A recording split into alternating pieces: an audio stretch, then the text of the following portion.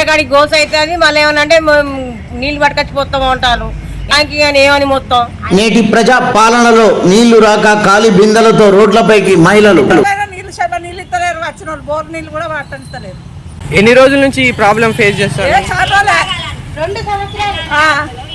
ఇప్పుడు ఎండాకాలం ఎట్లుంటది? డీజే నల్లాలు వస్తలేవు అసలే. మరి ఎన్నిసార్లు చెప్పినా వాళ్ళు వచ్చి సీరియస్ తీసుకుంటలేరు. ఆ నల్లాలు వస్తారని వాళ్ళే మళ్ళీ రిటర్న్ చెప్తారు. 8 అవుతుంది నల్ల వస్తుంది అని అన్నారు. నల్లాలు లేవు, గిల్లా లేవు. 7 గంటలకే స్టార్ట్ అవుతుంది అంటారు. అది అటు మీరు అట్టి చూస్తాను, ఇట్లా వస్తానే అని పోతాను. మీరు పోగానే మన నల్ల పోతాను. ఆ దారపోస నల్ల నీళ్ళ కాడికి గోస అవుతుంది, మళ్ళీ ఏమన్నా అంటే నీళ్ళు పట్టుకొచ్చిపోతాం అంటారు. ఎన్నిసార్లు అని పడతావు?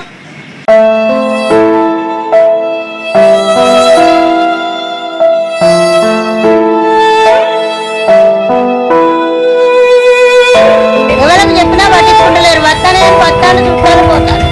ఫోన్లు చేసి చేసి మాకే అవుతారు. నీళ్ళు అసలు వస్తలేవు. 2 సంవత్సరాల నుండి ఫోన్లు చేస్తానే ఉంటారు.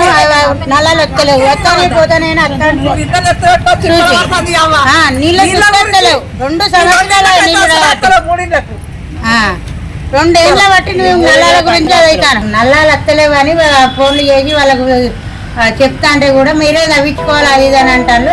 మరి మీరు ఇంజనీర్లు ఉండేందుకు లేకెందుకు? 1000 మేము పన్నులు కట్టుడు ఎందుకు? మీరే తవ్వించుకున్నాక నల్లాలు ఉంటే ఏం చేస్తారు? నల్లాలు ఉండే ఏం చెప్తారు? నల్లాలు 1000 ఎందుకు కట్టాలి మేము?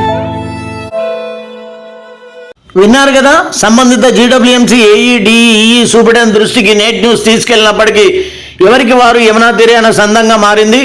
ఒక ఇంజనీర్ మాత్రం ఫోన్ ఎత్తడు, ఎత్తినా కింది స్థాయి సిబ్బందికి చెప్తా వాళ్ళు పాడైందంటూ కుంటి సాకులు. నీటి కోసం అల్లాడుతున్న ప్రజలు. ఇది కాశీబుగ్గ 21 డివిజన్ పరిస్థితి. నీటి కొరత రావద్దంటూ ప్రతి నియోజకవర్గానికి 1 కోటి విడుదల చేసిందంటూ ఓవైపు రాష్ట్ర ప్రభుత్వం చెప్తా ఉండడం, రోడ్లపైకి ఖాళీ బిందెలతో మహిళలు ఎందుకు వస్తున్నారో ప్రభుత్వం జీడబ్ల్యూఎంసీ అధికారులు ఆలోచించాలి.